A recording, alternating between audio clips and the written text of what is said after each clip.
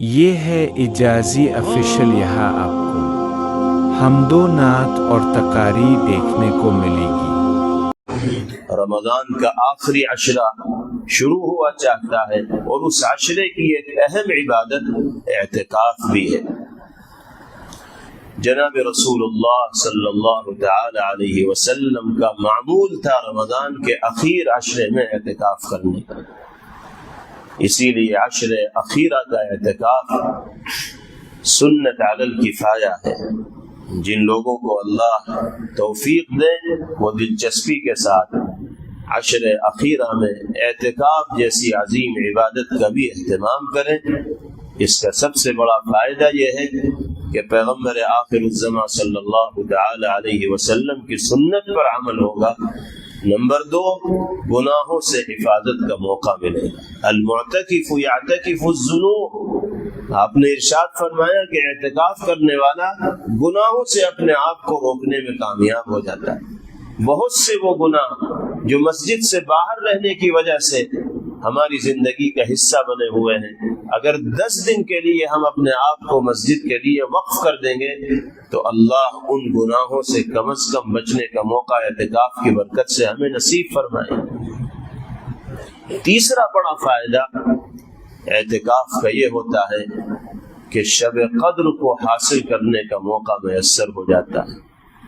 وہ ایک رات جس میں عبادت 1000 مہینوں سے بہتر قرار دی گئی، جو عشر اخیرہ کی طاق راتوں میں سے کوئی ایک رات ہے، ایمان والا معتکف ہوگا تو اگر وہ سو بھی رہا ہوگا اس رات میں تو بھی عبادت میں شمار کیا جائے، کیونکہ اعتکاف کرنے والا کا تو ہر عمل عبادت ہے۔ وہ مسجد میں سو بھی رہا ہے تو بھی اعتکاف کا میٹر تو چل ہی رہا ہے۔ تو شب قدر کی حصول یابی کا موقع اللہ معتکفین کو مرحمت فرماتے ہیں۔ اور چوتھا بڑا فائدہ یہ ہے کہ معتکف کے لیے جہنم سے دوری کا وعدہ اللہ کے حبیب صلی اللہ علیہ وسلم نے فرمایا۔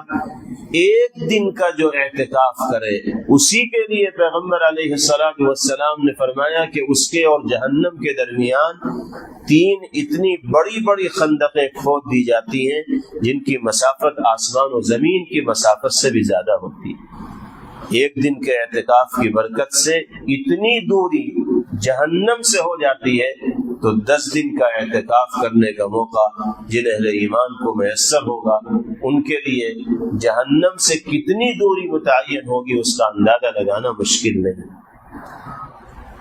یہ عبادت بھی ایسی ہے کہ جس کو سال میں ایک مرتبہ ہی انجام دینے کا موقع مل سکتا ہے، اس لیے جن کو اللہ توفیق دے انہیں اہتمام کے ساتھ اس عبادت کو انجام دینے کی کوشش و فکر کرنی چاہیے۔ اگر 10 دن کا اعتکاف آپ نہیں کر سکتے تو نفلی اعتکاف کے لیے تو وقت کی کوئی تحدید ہے ہی نہیں۔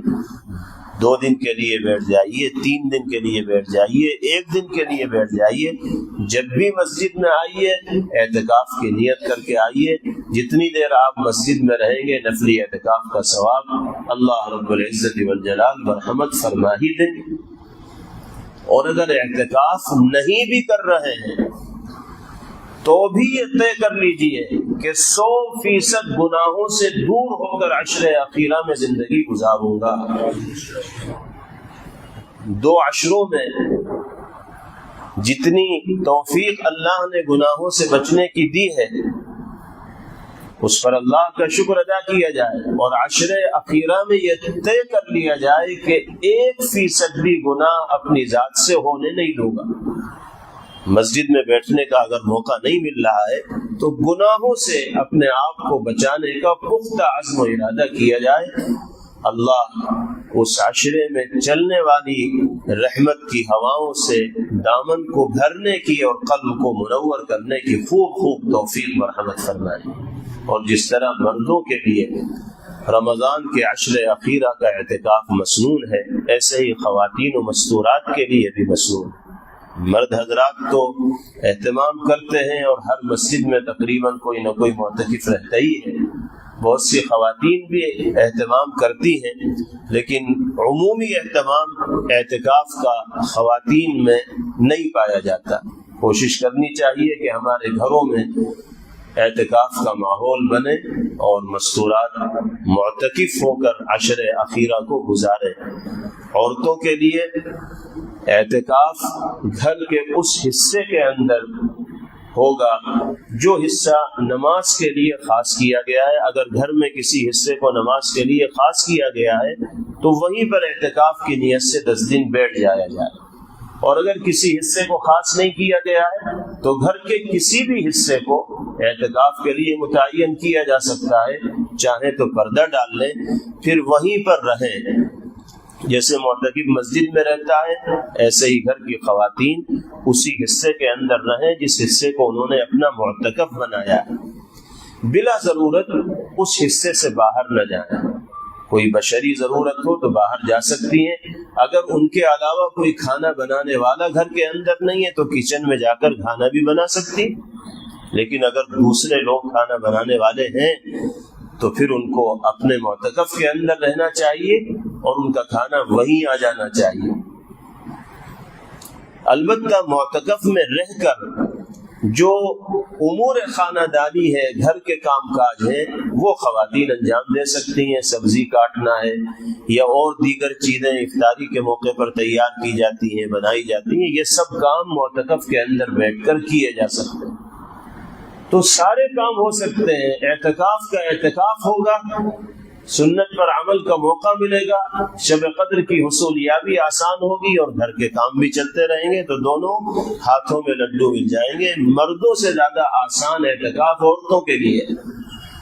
مردوں کو تو چھوڑ چھاڑ کے اللہ کے گھر میں آنا پڑے گا 10 دن کے لیے، یہیں پر اپنے آپ کو اللہ کے دروازے پر ماتھے ٹیکنے ہوں گے، رگڑنا ہوگا اپنے آپ کو اور اللہ کے سامنے آہوزاری کرنی ہوگی۔ لیکن عورتوں کو تو گھر ہی میں رہنا ہے، جہاں رہتی ہیں بس ایک حصے کو متعین کر لیں۔ بہت آسان ہے عورتوں کے لیے اس سنت پر عمل کرنا۔ اس لیے گھر کی خواتین تک آپ یہ پیغام پہنچائیں اور ان کو ترغیب دیں۔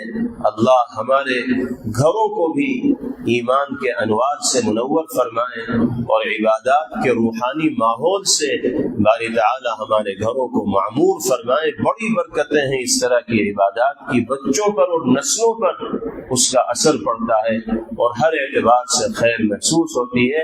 اللہ تعالی ہم سب کو عمل کی دولت سے بہرور فرمائے۔